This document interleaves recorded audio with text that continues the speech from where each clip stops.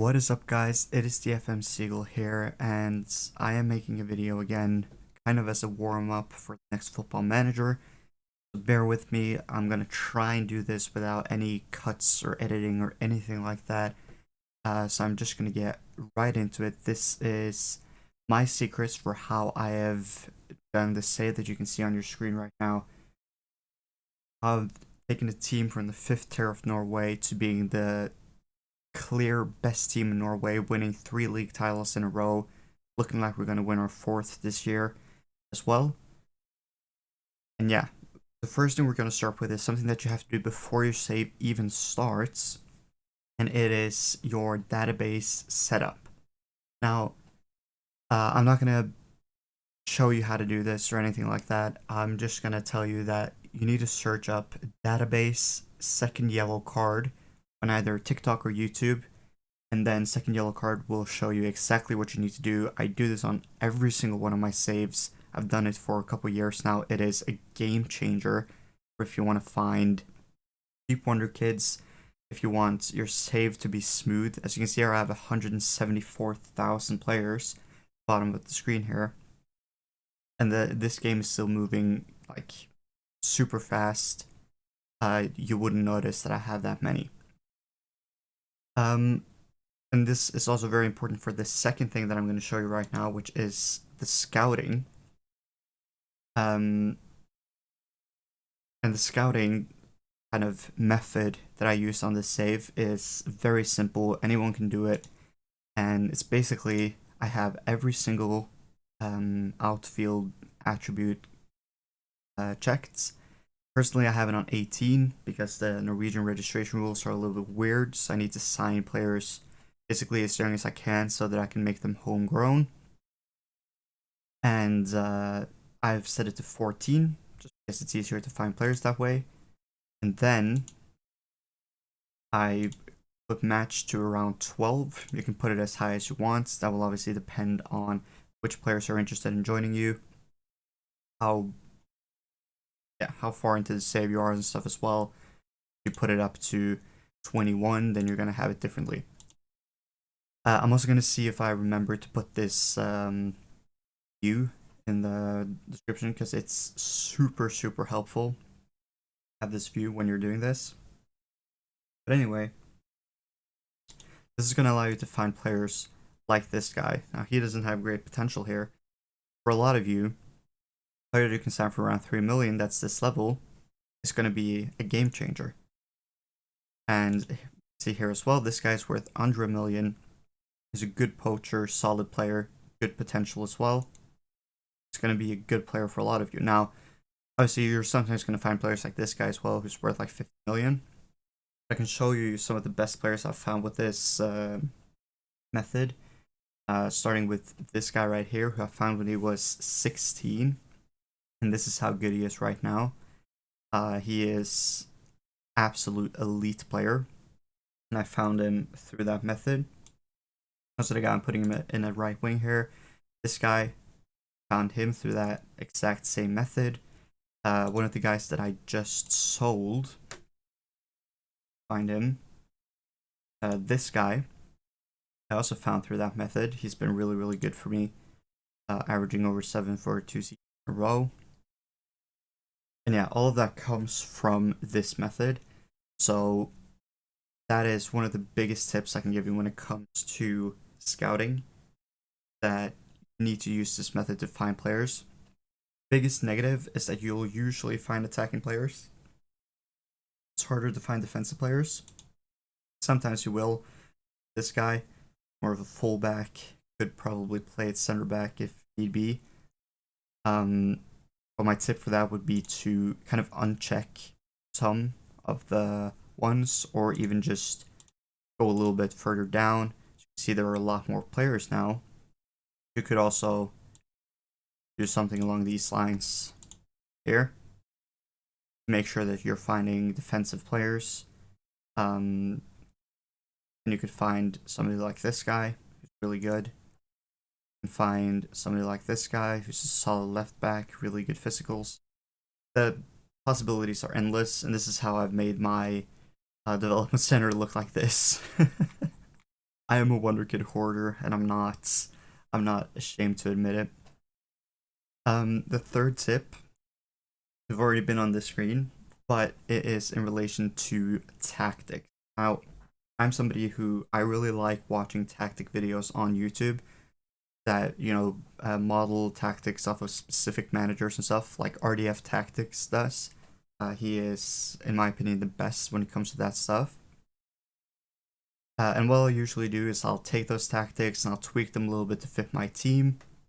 Like here, I don't actually usually play with complete forward up top like he had. I usually play with an advanced forward.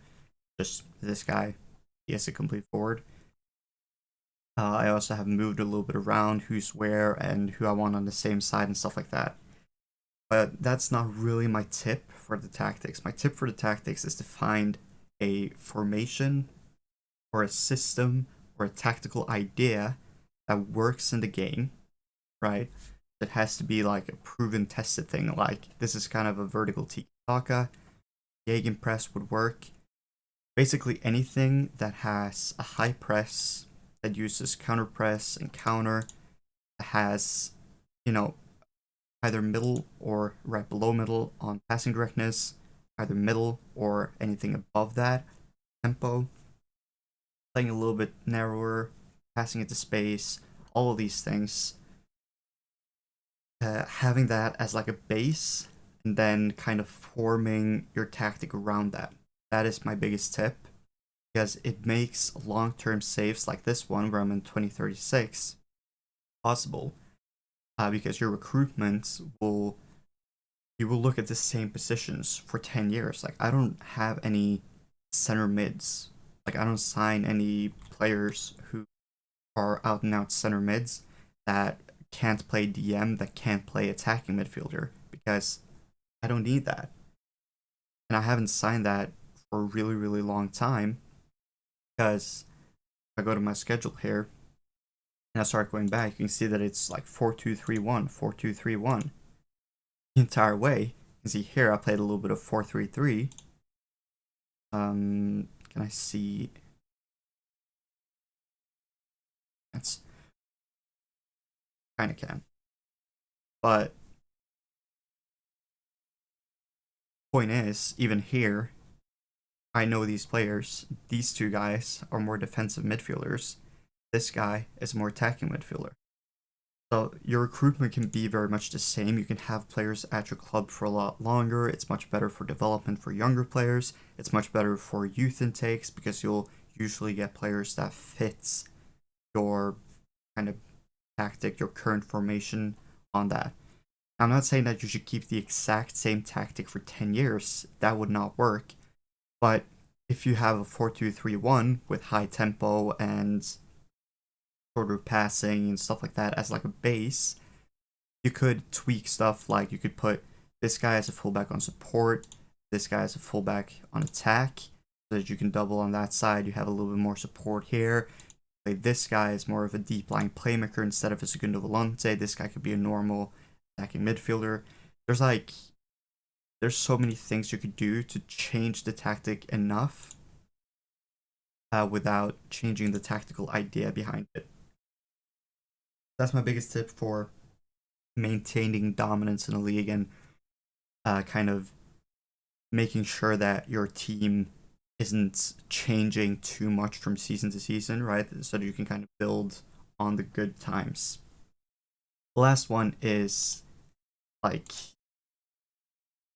probably the most obvious tip you'll ever see, but it is so important for